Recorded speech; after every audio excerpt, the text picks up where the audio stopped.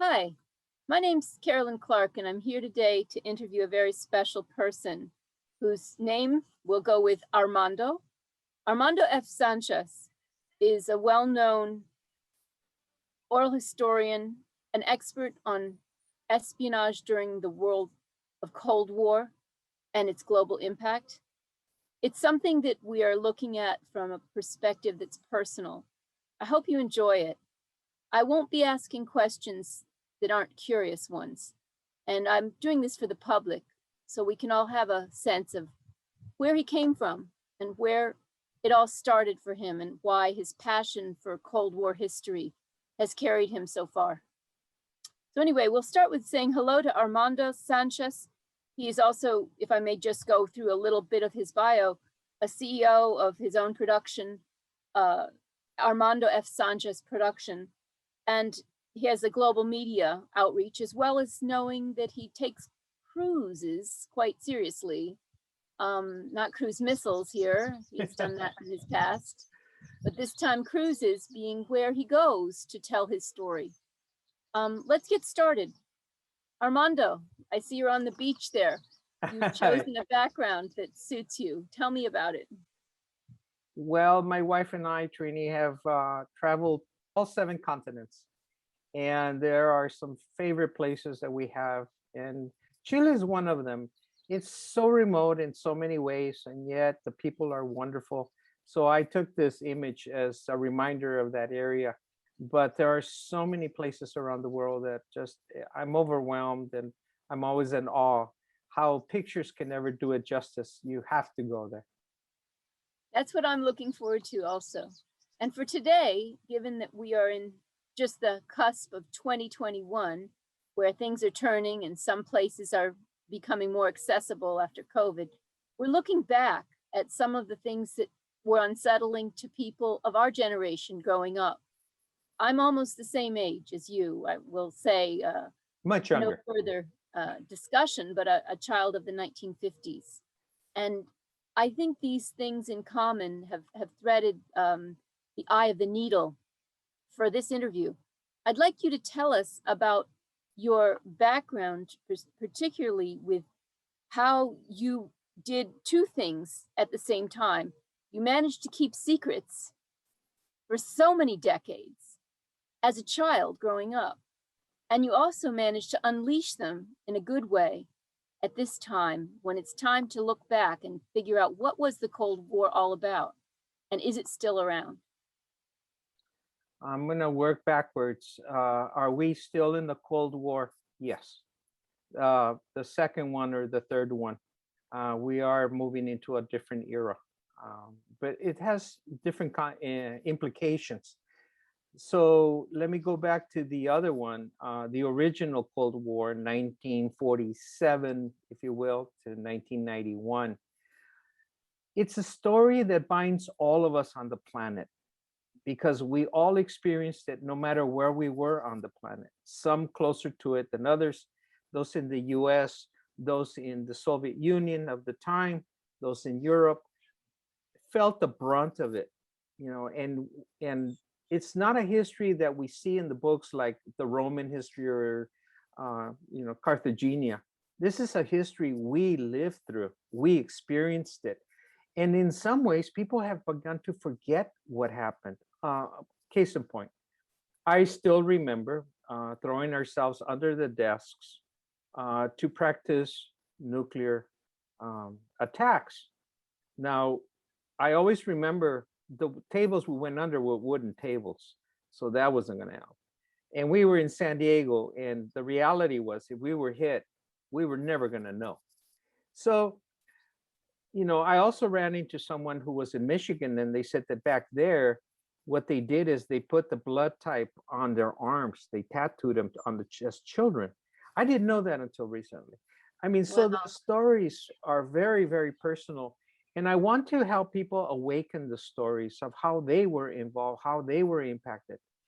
A lot of the choices, you hear a lot of media saying, you have choices about your life. I always think back that, I remember thinking the probability of being drafted was very, very high. So it limited my choices of what I thought I could do in the future.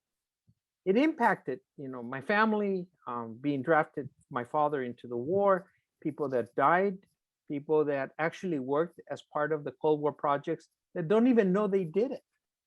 And I'm trying to help people sort of untether all those bits and pieces. And people are coming to grips that they have family members who were part of the war, who were part of the espionage war or the armament war that they didn't even know. So I'm Yeah, trying to get them to be acknowledged. excellent. This is the way I see it, coming from the ground up. This is the way you take it one person at a time and listen to their stories. And I'm listening to yours right now. I think it's fascinating. I do have a little bit of background from things you've communicated through email with me, but you also have an expertise, an understanding of a specific time. And I think you should just be able to tell us what that specific incident was, most of all, that affected you as a child. I too remember hiding under the desks in our elementary school, and always where our Girl Scout meetings were, in the basement of the elementary school. We had the nuclear logos on the walls. This was the fallout shelter. And my father even built a fallout shelter, which you told me is worthless, was worthless, which I understand. I want to know more of that. But in the meantime, tell me, what was the specific incident that you would say is the most impactful for your childhood that made you realize at that time something big was going on?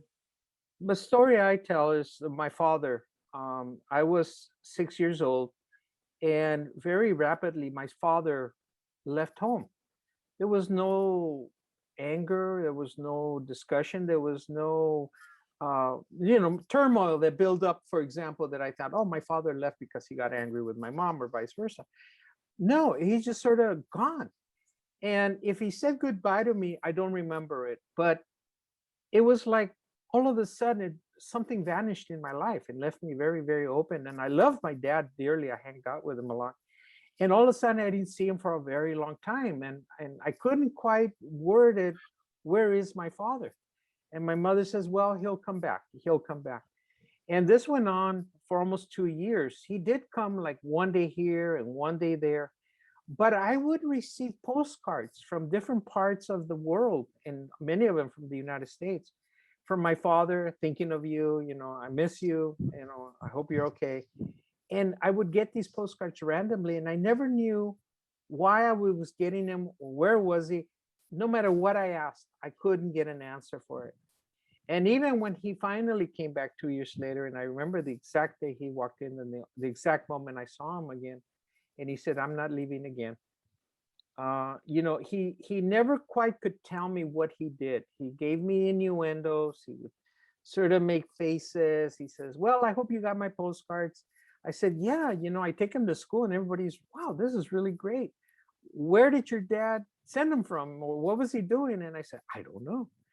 But in time, my father asked me, he says, I'll share with you as time goes on. I'll talk to you little bits and pieces, but you can never share what you hear. Imagine you Don't can never share what you hear. That's what don't his words were, never. yeah, never share. If you have someone coming up to you and asking you, either lie to them or give them an answer or say you don't know, whatever. He says it's okay with me, but it's for a good reason. Just go ahead and do that. Wow. And that's amazing to me that, there was this trust, and this child of 6, 7, 8 years old, seeing him very, very seldom, and with all of this mystery involved, having all this background, knowing at that time very little, but just trusting and learning to be quiet about someone. That's a lot of burden for a child. Yeah, it was the culture of the time. And I wasn't the only one. I don't know of others per se, but I'm sure there are others where the fathers and the mothers told the children, if you see this, if you hear that, if you learn this, keep it to yourself. Don't ever point it out. Don't, ignore it.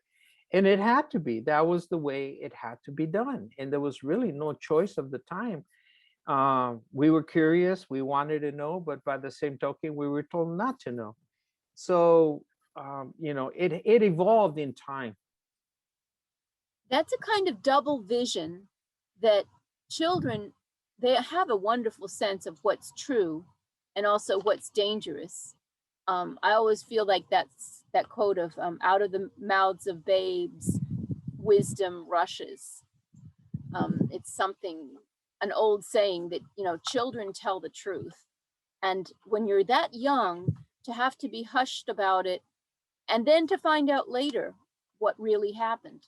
And I know that you mentioned it's open to discussion now. It's not something you can't disclose. This whole thing ties in with the concept you use, the broken arrow, the broken arrows, which I think you should refer to in terms of your own relationship to your father was broken up by these broken arrows, Yes. in a sense. Can you tell us a little bit about that catchword and how it fits in with something that happened in 57. 1957? Yes. The Broken year I was arrow. born. Broken arrow is a statement. It was a general statement that was really not well known at the time, which basically says there was an accident with a nuclear armament item, whether it be a missile or a bomb. There was an accident without knowing exactly the details of that time.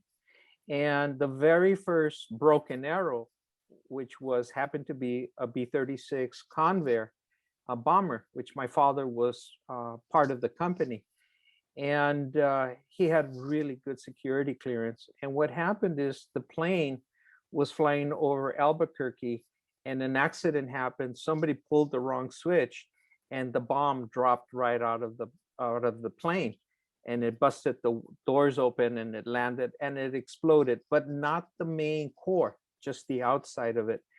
And it was in a remote area. Well, obviously that caused a massive panic, not so much that it had dropped, but also that other planes were in the same situation and it could happen in other ones. So my father was called practically overnight. The story has it a little bit that he was immediately picked up by the military when he crossed to the US side, because we lived in Mexico. And immediately he was taken away to wherever he had to go. And he spent the 2 years off and on in different places of the world, visiting the planes and making sure that that system would not happen again. It did happen in other planes as well, but that was his job as part of the team of 7 to travel around the world and to be able to undo that problem. Wow. And when you said the bomb dropped, it was a nuclear bomb, but the outer shell was all that was ignited. It wasn't the full ignition. It was a thermonuclear one. Yeah. Thermonuclear can be 1,000 times more powerful than the Hiroshima bomb. So I never tell people. Someone asked me, well, did it explode? I said, if it had, there'd be no Albuquerque, Mexico. Whoa. But it's one of several stories. 6 different bombs lost, dropped, recovered, and it goes on. And people are not aware of that. And only recently have I been aware of it, thanks to your guiding me to this website, 32 Arrows. It's called Broken Arrows, is what I saw in the most recent article. But there are others. But the one that was May 22nd, 1957, was the same time that my father was going to Russia. So it was I was 10 days old or something. He went for a business trip to a steel industry. He was guiding a group of businessmen, and he was a professor, and he had a lot of knowledge about Chinese and Russian steel, and he was taking them to many places across Russia without coming back for about 8 months. So I had this legend in my family that, you know, I drove my father out of the household, being the third child. But, you know, I have to say, this whole thing of the absent father and the secrecy of it has a big effect on children. And certainly when it comes out to be true that someone is not perhaps working as a spy or something, but they're involved in some level with the Cold War, and the secrecy to the country was so tantamount. So I think it's an interesting thing when we talk about government transparency now and happiness levels. So how do you feel about the way things are unfolding? I have a thought or two on it, but what do you feel about telling your story and others doing the same? How does that affect our sense of governance now and in the past? Well, you hear a lot about fake news today, and you realize, well, there's has a historical background to all this. Some of it is out of safety, and some of it is just mischievous behavior. You have to know the two for those reasons. Um, Also, I think a lot of it is the psyche that we lived under, for male and females. Mm-hmm. I've run into individuals that, the parents were in the espionage world and the children were impacted. I have heard stories the other way around as well. Hmm. And I think overall, it is what it is. I can't change history. But I think one of the things that I find is my mission is to bring their stories to the surface, whether people tell it to me or they tell it amongst themselves, and at the same time learn to appreciate the background of how it impacted them and honor the people that did these projects that no one knew about. They Right. weren't doing it for, applause. They were doing it for, a lot of situations. It just, they were participating in something very large, but because they never told their story, it sort of takes away the respect we should have for these individuals. And then things come more into focus and they say, now I understand why him or her did this or did that, or why they're, this particular personality. It wasn't just out of the blue. They were impacted in some ways. I can think of two nurses who never told their story about being in Vietnam. And when I heard their story, I was floored. I thought, my gosh, has anyone ever heard these stories? And that they said no. We're the first time they were sharing it. I mean, their security clearance was probably at the level of the president of the United States because of the Mm-hmm. projects they were handling. So I found it as a travesty. It moved me a lot that they had so much to share and no one knew about it. So Yeah. this is just a list of many individuals that I think we should honor them as well in these silent services where they did this fantastic work, and the secrecy did not allow for us to recognize them. And that is so true of so many people. I'll have to be telling you off the record some of the things that went on in my past family history, generations that were in service to the country through the Red Cross when they weren't allowed to be in the army. They were too old. One particular person, my grandfather. It's interesting because you're talking Cold War, and yet people who were 55 were engaged in this period of time, 55, 65, great minds all the way through. It wasn't just a young generation, it was across many. So I think that when you look at these stories, and you mentioned Vietnam, we think, oh, that wasn't part of the Cold War. And yet there's so many similarities within the whole pattern. I can't imagine people isolating and calling this Cold War just one period, and that once the Berlin Wall fell, it's over. It wasn't that way, and it still isn't.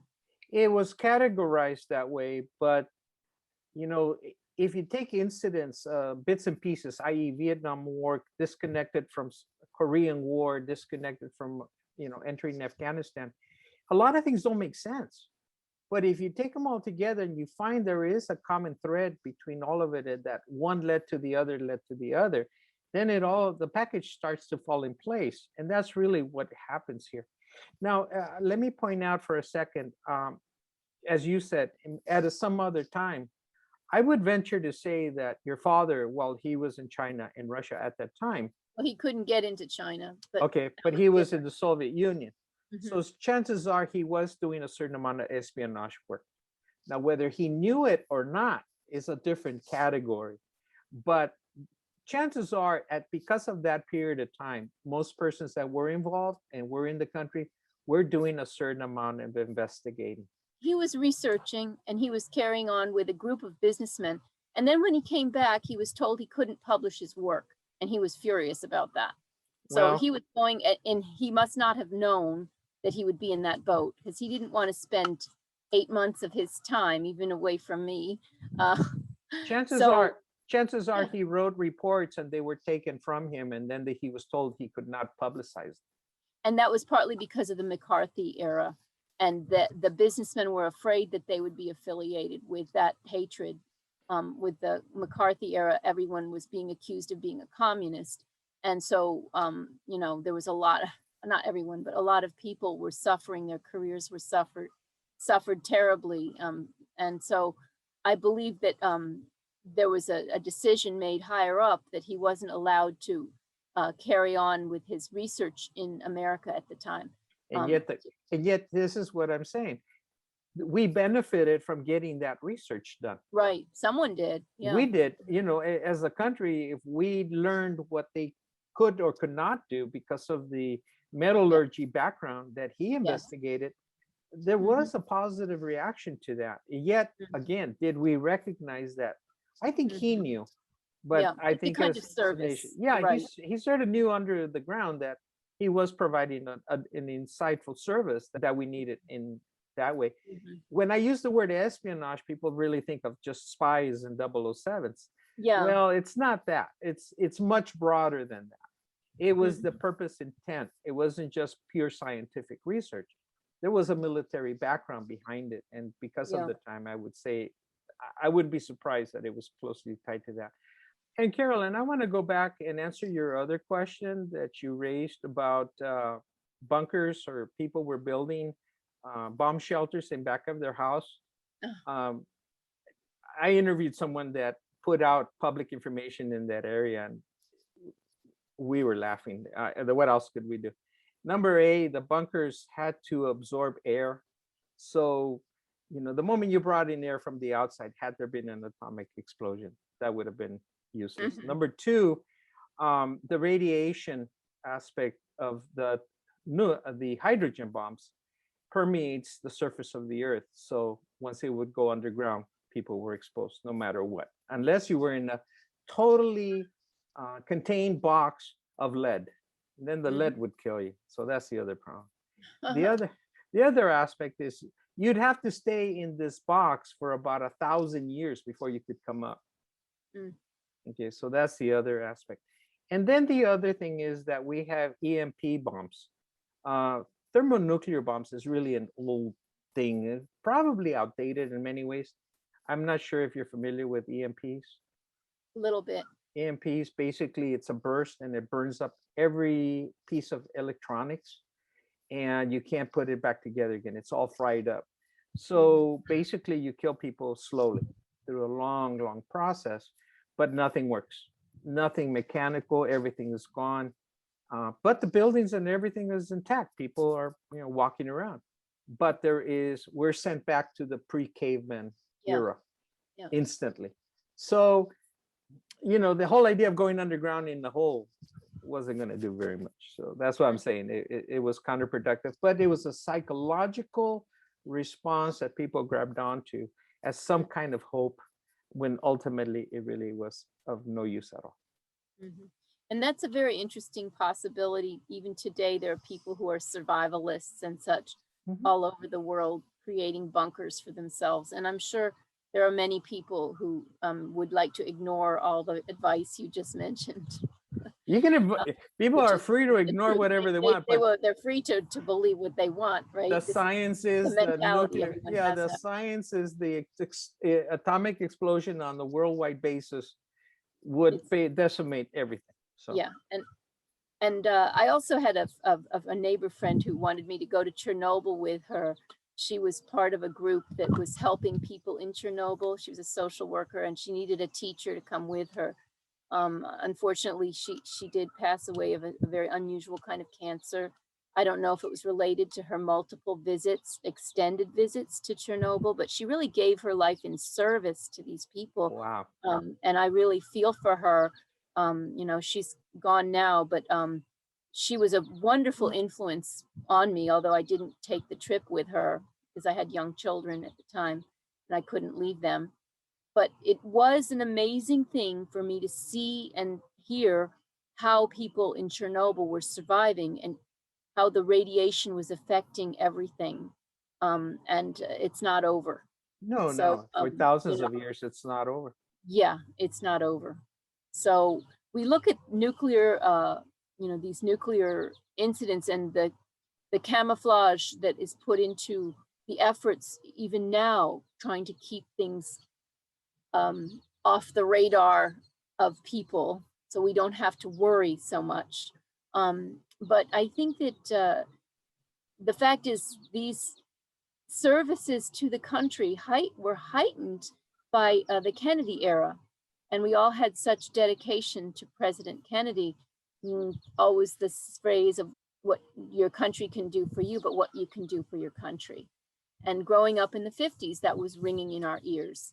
So I think we all knew that the Cuban Missile Crisis was a very real, scary thing, but it was more real to people like your parent, my parent, than to anyone, because they knew the research that was going on behind it, and the fragility. My father and I had a conversation about that, and I asked him, I said, what is it you see from your analysis, given what you've seen over the years? And he says, the problem with this particular situation, as it isn't anywhere in the world, is that it will take an accident to start everything. If somebody leans on the wrong thing and launches a little tiny missile, it'll show up on somebody's radar that, oh my God, we're being attacked, and all heck will break loose. It says, we want to believe that, the leaders are in control of everything, yada, yada.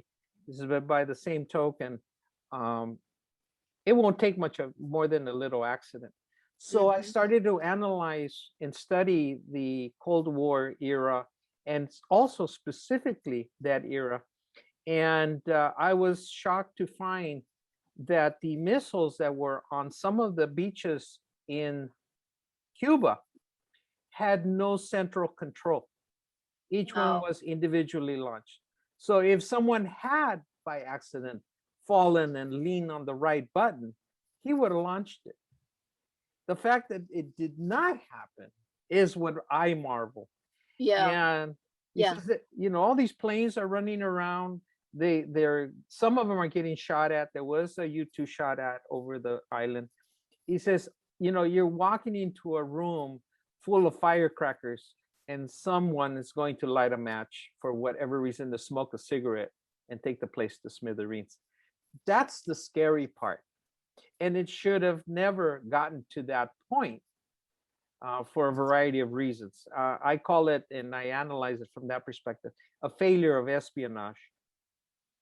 True espionage at its highest level does not allow this to come up to this point. It should have been prevented a long time ago. So there was a lot of people to be blamed to bring the situation to this point.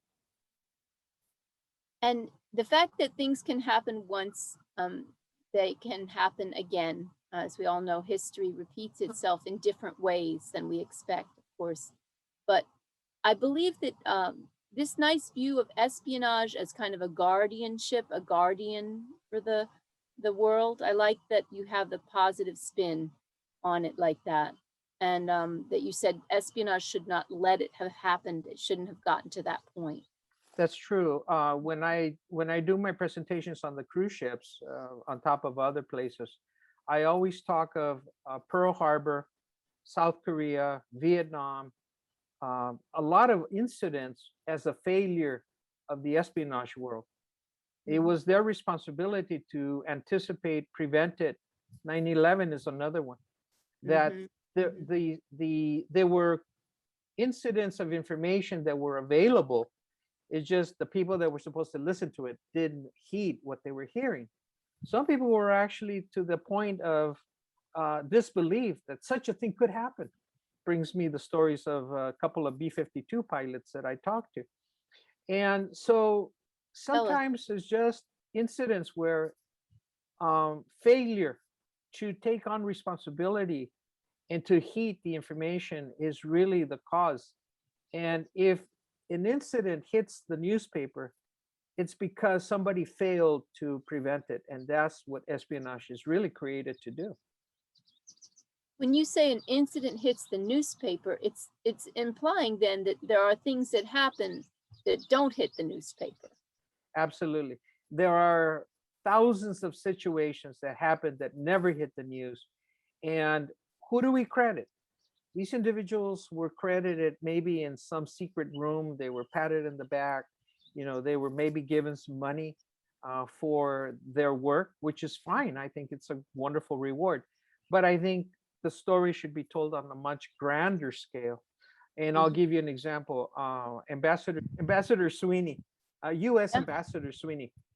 If you did any kind of major research on him, you'll never find him.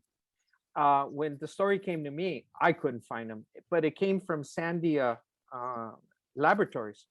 So I interviewed him, and I have the exclusive interview, which I want to share.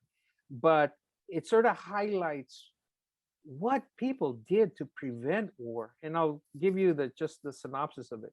He came up finally because of a series of incidents with the two key launch idea, where you see, like in submarines, you need two people to put in two keys and turn them Yeah. Yeah. simultaneously. Well, that was his invention, which was imposed here in the United States. And they immediately gave that secret away to the Russians. And then they absorbed it and they put it into their submarines as well, and Huh. other systems. Well, no one knew that. But, when I learned the story, etc., that's why I wanted to give him the credit, and others on top of that. So yes, you're absolutely right. There's so much that goes on that people, unless you have somebody that'll tell you that this or that happened, the public will never know. But Mhm. we need to recognize the men and women in the espionage world, whether it's called spying or intelligence gathering, whatever it's called. They also need to be acknowledged. Yes.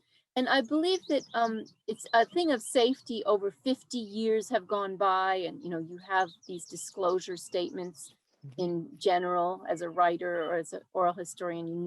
Certain things you are allowed to say and others you're not. So that helps time going by. But in the meantime, I believe that there's an old phrase that I like to ask you about. It's a phrase that was brought up in the Roman Empire, and it's important for politics, but also for espionage in the broader sense. It's who will guard the guards. It's an Mhm. old juvenile statement. Who will guard the guards? It's something that we all need to ask ourselves when we're working with secrecy and things that need to be protected, secrets that help, and we don't need to disclose things or it becomes unraveled in a very negative effect. Um, then what does that do for the higher ups? Who can we trust? Is the question. Who will guard the guards? That debate is always ongoing, and it will never be resolved, That's because why it's an old saying, right? the problem here is that secrecy is counter to the culture of democracy. Hmm. And presidents have always had to wrestle with that. He says, well, we're a democracy, yes, but do we do evil things to our enemies? Yes, but we're a Hmm. democracy. So it's sort of it goes and back and forth.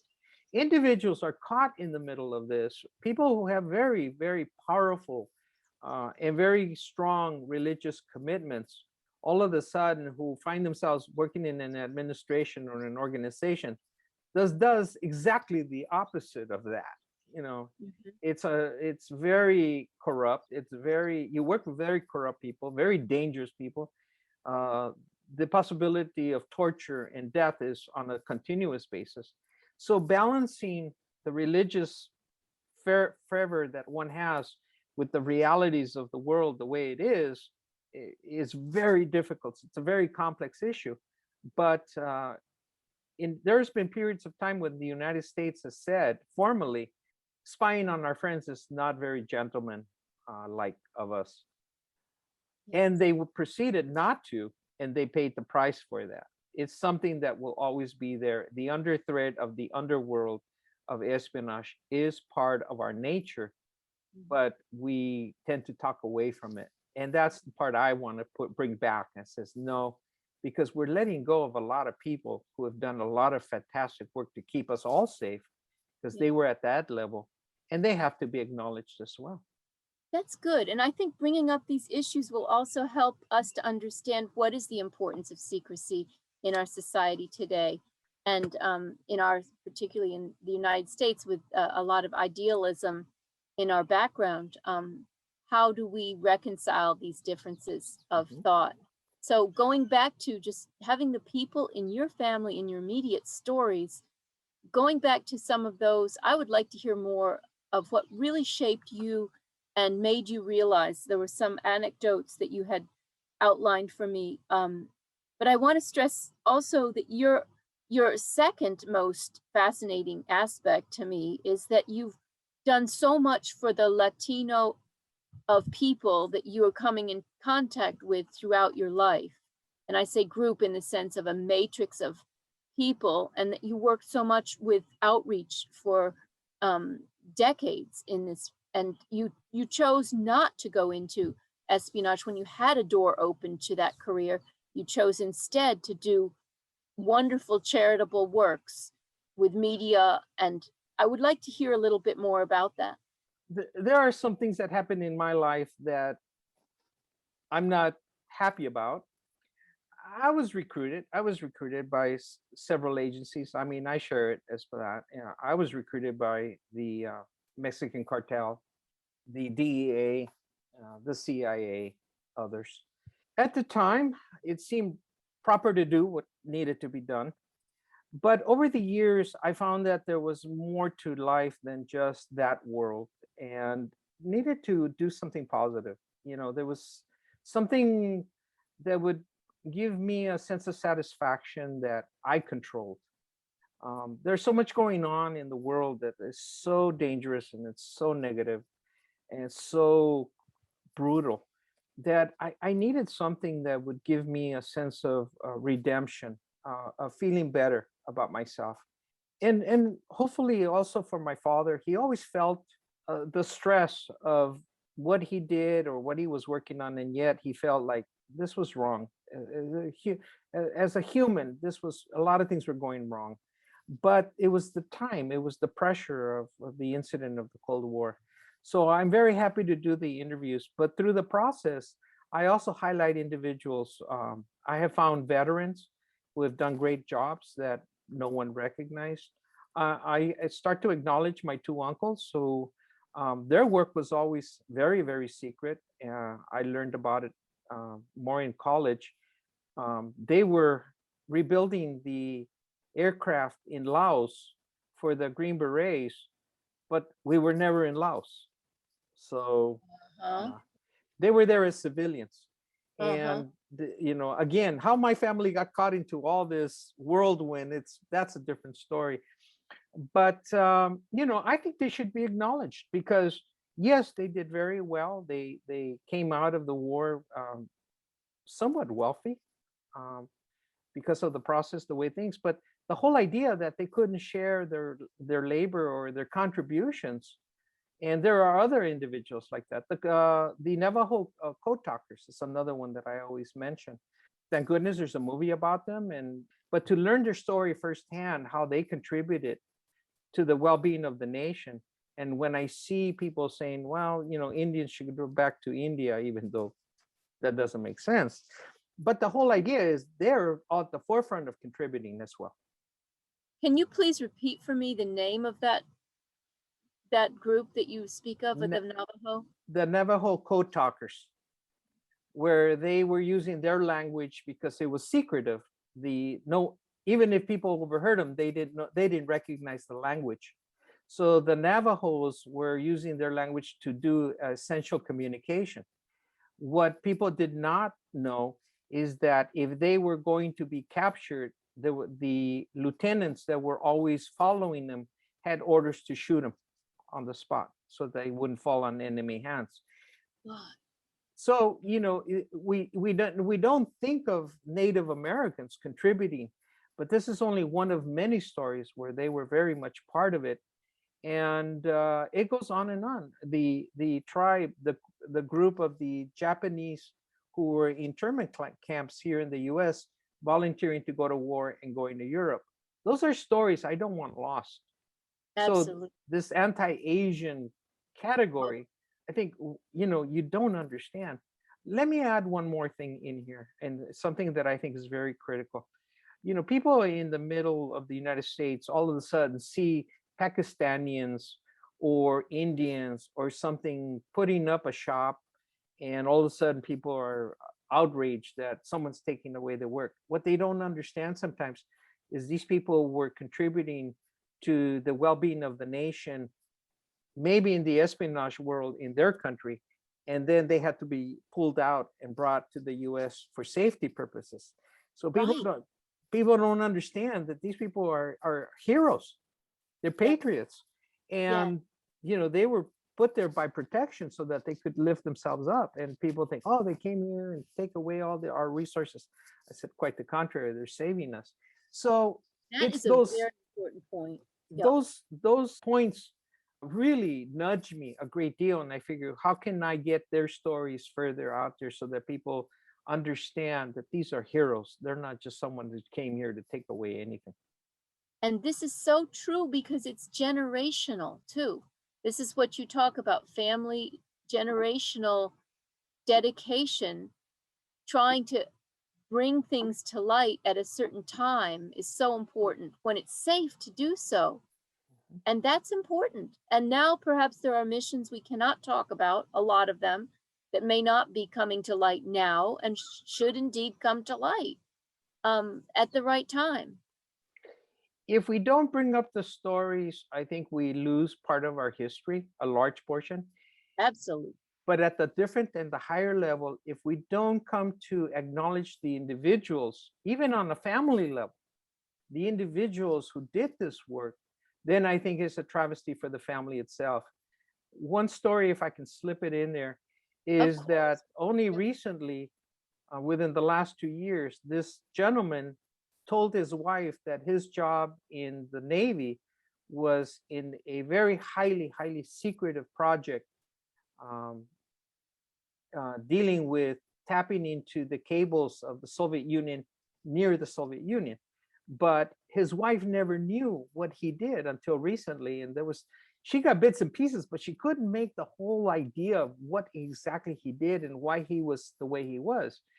Well, when she finally found the story, and I had found out later, about maybe a month later after that, she was so overwhelmed with grief that she thought all these other negative thoughts, but didn't realize what he had accomplished. Oh, So if I can help nudge those stories, and I've helped several families be able to bring it up to the surface amongst themselves, or others who have said, I didn't understand my father, now I know what he meant by this or that, or my mom did this or that, and now I understand what they were talking about, and I couldn't put the pieces together. And then they say, now I realize, and now I'm taken back. I always thought the most negative about him, now I'm looking at him from a new point of view. All of us have to heal. that's so true. And having this story, they say it takes 5 generations sometimes for things to settle in a family line. 5, I've always heard 3. I know in Greek tragedy, which I'm familiar with, it was many generations before things would be reconciled.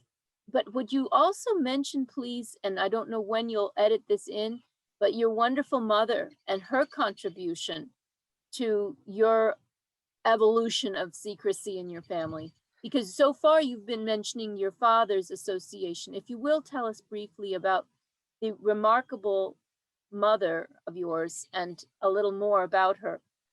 My mother was born in Mexico. She moved up to the border on the Mexican side, and she started working for the Mexican judicial system at the federal level. And she did not want to live on the U.S. side. My father, that's why we lived on the Mexican side, and I kept going to Catholic school on the U.S. side on a daily basis when I was a child. And I want And to stop you for a moment there just sure, to say you were going to 2 sets of schools, which yes. I found remarkable. 2 sets of schools, one child going to 2 schools on a Oh yeah, regular. my mom said you will go to Mexican school also. You're not going to get away with it. So I would go to night school for kids, and And weekends. yeah, Yeah. and on Saturdays as well. So it was, yeah, that was unique. But I'm very grateful for that. So there were public events, or they were social events, and there were places where personnel from the federal court system would meet.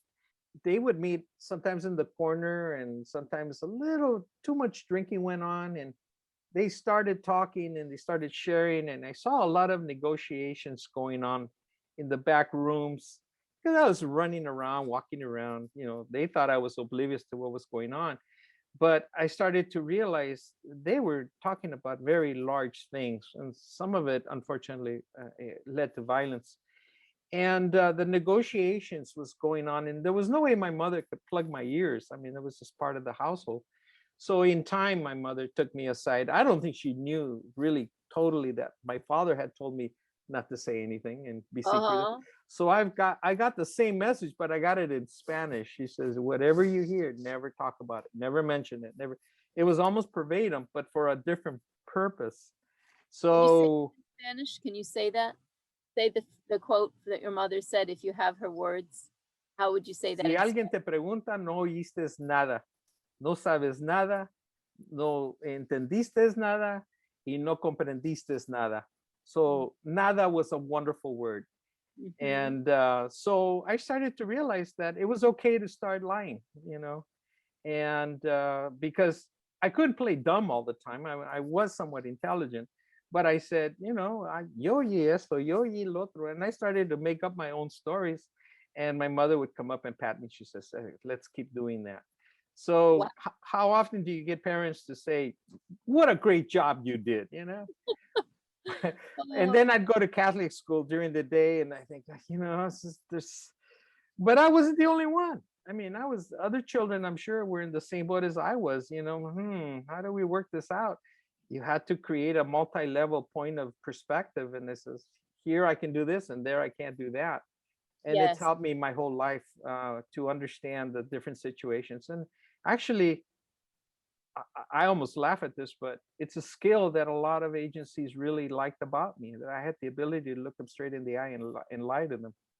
They That said, is remarkable. Not something that many families can bring their children into for the purposes that you had to go through in life. But I also thought it was interesting that your parents were on the same page when it came to telling a story about why your father was absent, and that was to take care of some sick relatives.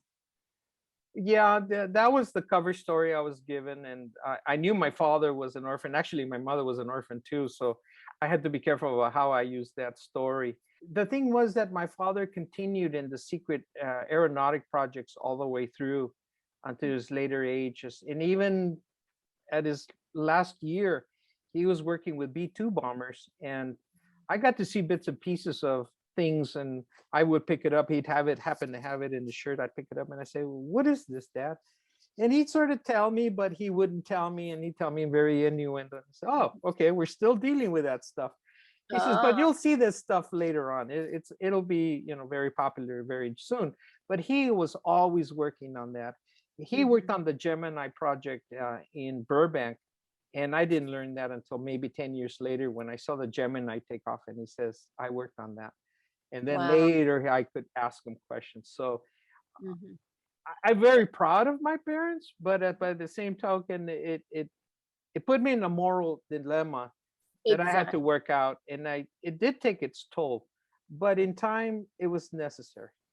Sure. And in that time, it is something. May I just ask you, just to get it straight, your father was an engineer. Is No, that right? actually not. He No? was a technical engineer. He sort of had a knack for problem solving. So his label, he was more trained on the job. He was always given titles.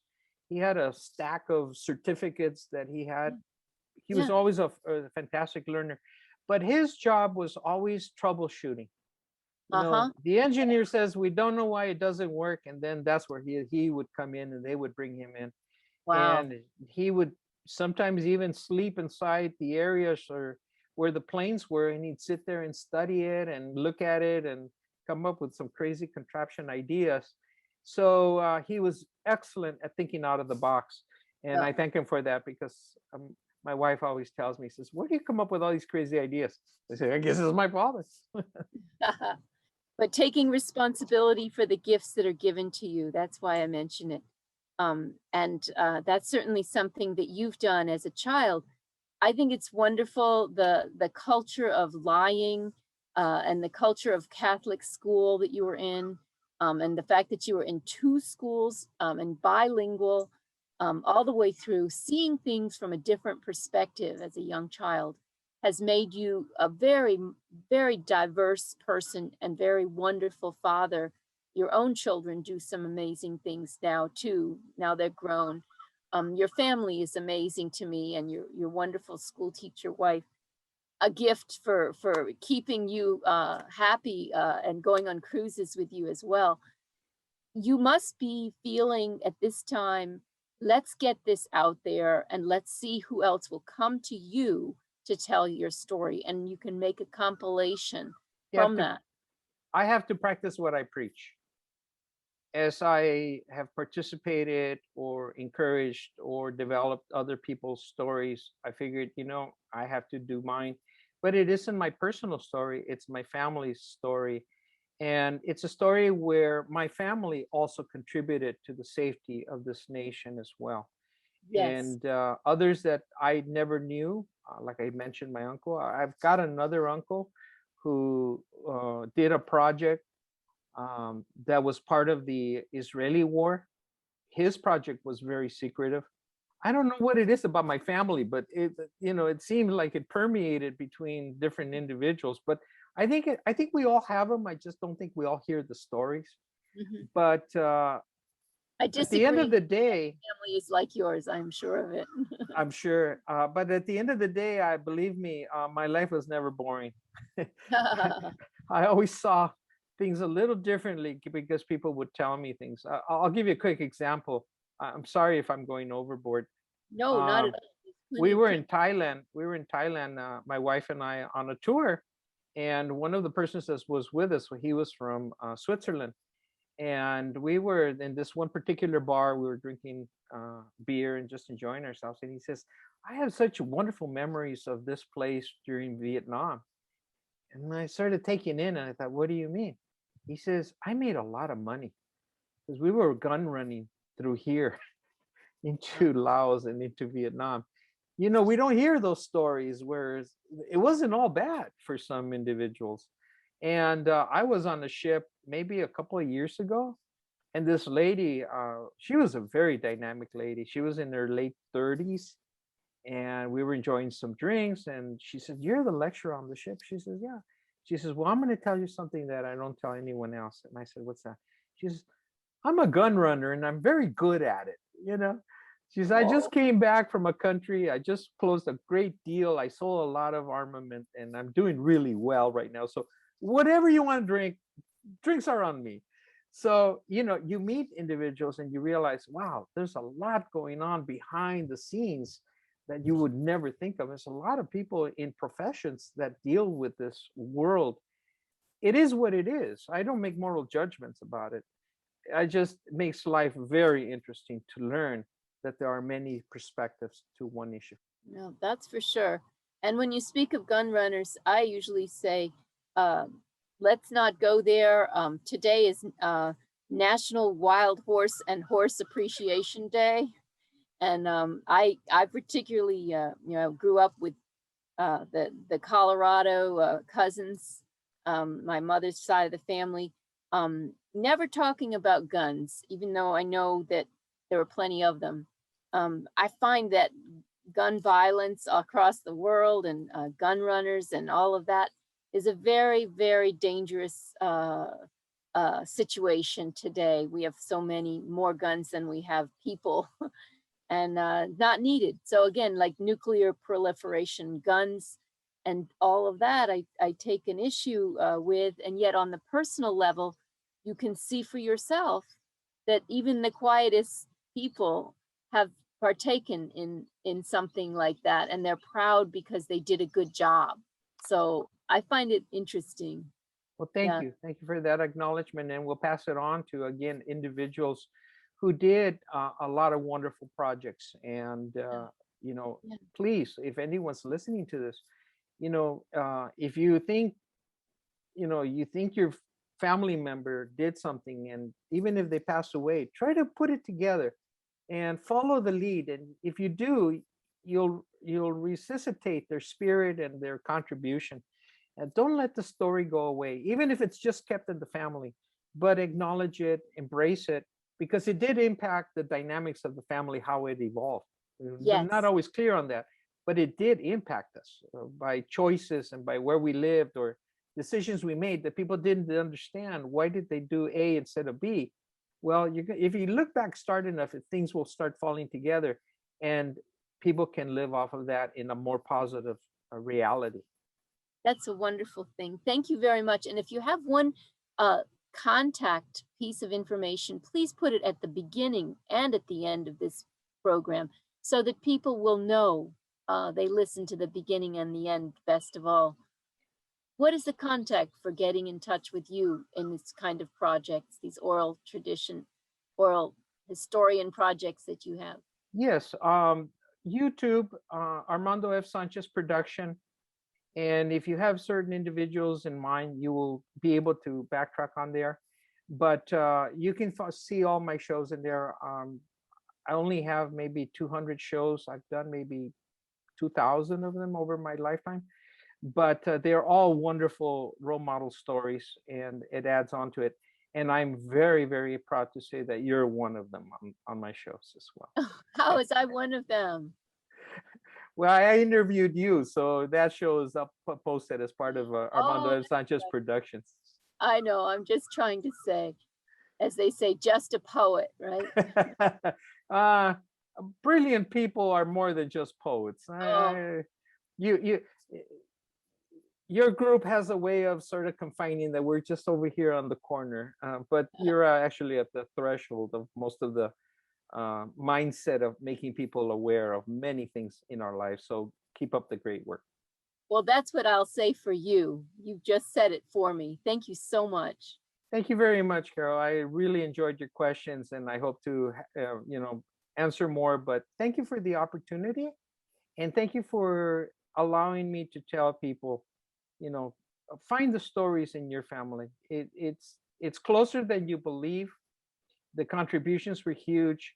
Some people can't still talk about it. Help them to at least share their feelings about it. Help them live better. Help them acknowledge their contributions, and embrace the contributions they did for the benefit of all of us. That's right. Sacrifice comes in many forms. Yes. That's true.